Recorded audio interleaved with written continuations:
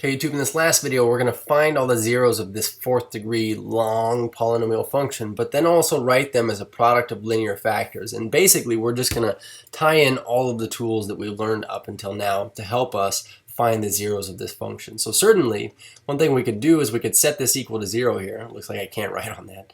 Set it equal to 0 and try to factor this, but I noticed that it doesn't factor. So what we'll do is we'll generate our list of possible rational roots that could potentially go into this evenly.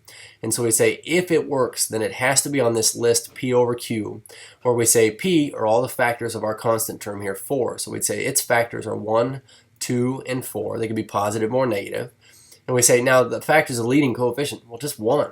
So if I had to say cleaning up this list, what are the possible things that could work? The only things that are rational that might work are 1, 2, and 4. In other words, 1 over 1, 2 over 1, 4 over 1. So they're on this list. Now let's see if we can narrow it down even further. We say how many of these could possibly be positive and how many of these could possibly be negative using Descartes' rule of signs. So Descartes' rule of signs says let's count variations in f of x. That'll be equal to the number of possible positive. So we go from positive to negative, that's 1. We say negative to positive, that's 2. Positive to negative, that's 3. And then we say negative to positive, that's 4. So this could have 4 or 2 or none in terms of possible positive rational roots. And then we say, how about possible negative? Well, now what we're going to do is we're going to go back and we're going to say anything with an odd exponent. I'm going to try to fix this here. Let's try this here. See if I can write on it now. Ooh, good. We say if we were to find now f of negative x, essentially anything with an odd exponent is going to switch its sign over. So this would become a positive 2x to the third. This would become a positive 8x. And everything else would stay the same. So now when I'm looking at this, I say, well, how many sign variations do we see? And it goes from being positive to positive to positive to positive to positive. It never varies in sign. So we could say, well, looking at this list right here, I guarantee you that none of them can be negative. If something's going to work here, it's either 1, 2, or 4. So you might be thinking to yourself, how can I have 3 candidates, but I have to have 4 zeros? Well, it's possible that actually none of these work, or it's possible that they're all the same 1, or that we have multiplicities higher than 1. So using what we know now, let's go ahead and just start synthetically dividing until we stumble across one that works. So in our division array here, we'll put in our coefficients. We have 1x to the fourth, negative 2x to the third, 5x to the second, negative 8x to the first, and 4. We didn't have to fill in any zeros here. And I always start by kind of trying to use 1 here, which is always a possibility. So we say positive 1. Let's carry down our 1 here. We say 1 times 1 is 1.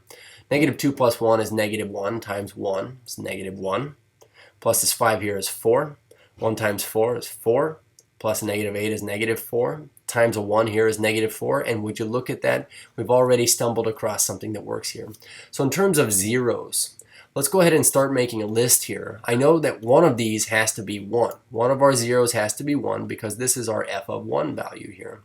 Also, let's go ahead and write what we have left over. I have x cubed minus x squared plus 4x minus 4.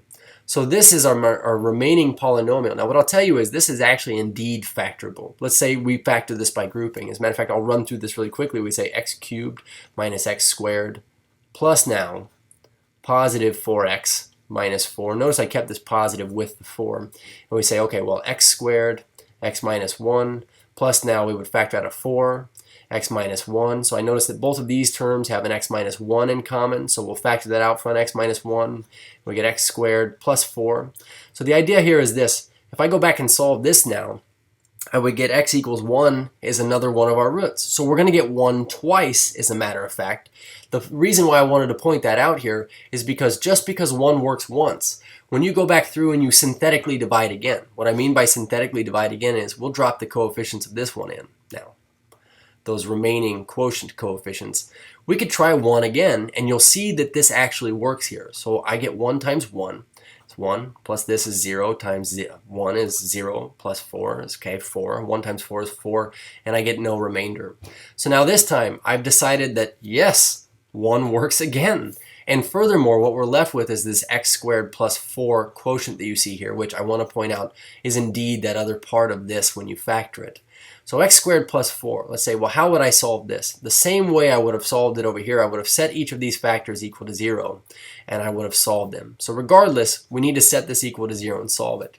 So let's talk about what we get. We get x squared plus 4. If that's equal to 0, then x squared is equal to negative 4. And if this is true, we take the square root. Remember, when you take the square root, you are responsible for putting a plus or minus out front. And because this is a square root of a negative, what we'll do is we'll just put that I out front and make the radicand positive.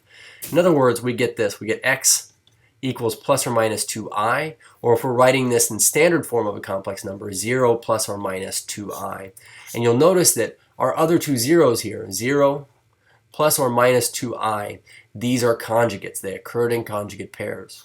So now our last task here was to write this as a product of linear factors.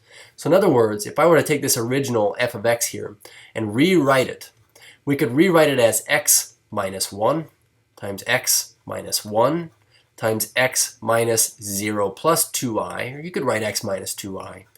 Or you could write also, and we also need to write over here, x minus 0 minus 2i. That was its conjugate there.